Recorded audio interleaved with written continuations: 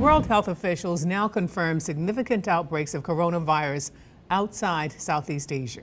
The largest is in northwestern Italy, more than 280 cases, along with 2 new cases confirmed today in France. European involvement is causing concern here in the United States as the virus makes its way west. News 13's Frank Crocker checks to see if we're ready.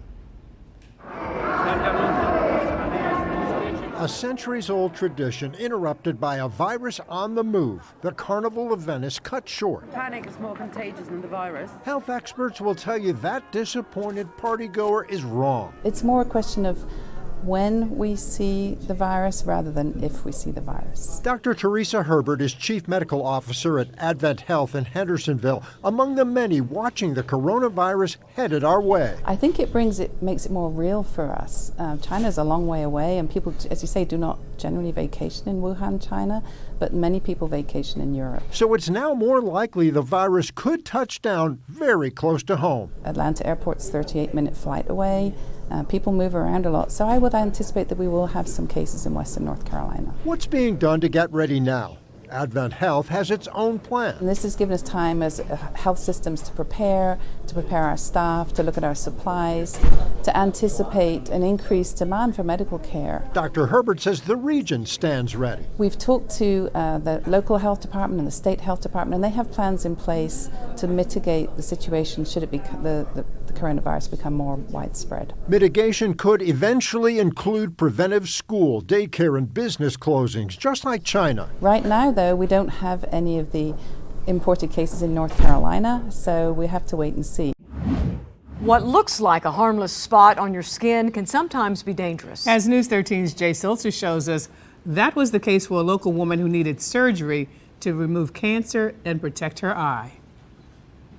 I went to get new glasses, and my eye doctor saw a little spot. That spot led Catherine Caldwell to Dr. Daniel Zavoni. It's feeling fine. At Advanced Dermatology and Skin Surgery in Asheville. What we did is what's called the MOS technique. And MOS surgery is a technique that is really for the removal of skin cancer. Designed to save as much tissue as possible, Catherine's wound got bigger and bigger because the cancer had spread, requiring 5 separate tissue specimens. With Mohs surgery, every time more tissue is removed, it's brought here to the lab, where it's analyzed to determine whether there are clear margins. And he sat next to me and he said, "You'll get it. We will get every bit of it." And he did. Then reconstruction began with stitches and a skin flap to cover the wound. And you still have a little bit of bruising. That's all going to go away. This is how it looks only 13 days after surgery, and healing will continue for months. The first goal is to minimize any kind of scarring that's present, and also to maintain what we call a normal contour. Even if there was the tiniest little scar, the cancer is gone. A grassroots group in South Carolina urges all Republicans there to vote in the Democratic primary this Saturday. The statewide movement is being called Operation Chaos 2020. News 13's Stephanie Santastasi joins us now. Stephanie, the group says they're doing this to protest the open primaries. Yes, and to also give President Trump an opponent they think he can beat. The group believes a few thousand votes to one of the Democratic nominees could be just what Republicans need. In 4 days, people will head to the polls in South Carolina.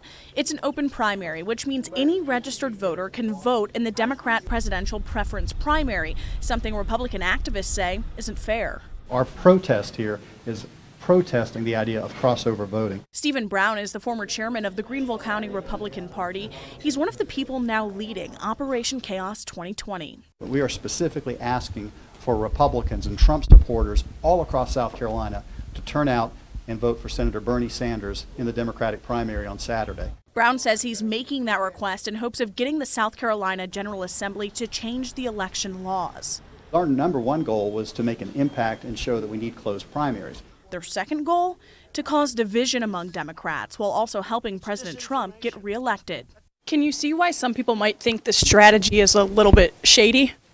Well, if you mean in the sense of we are meddling with the other side's primary, we don't like people meddling in ours, yeah, I get that, sure. You might say we're poking the bear. Over in Western North Carolina, political experts say there's a similar trend, even though it's not an open primary. It appears that the unaffiliated voters who can choose either the Democratic or the Republican primary they are choosing the Democratic primary more than the Republican primary. Which could perhaps be a hint at what's to come in November. Now, we don't know why that is. It could be because the Democratic presidential primary is just more interesting, there's more candidates, or it could be some sort of a sign as to what they might do in the general.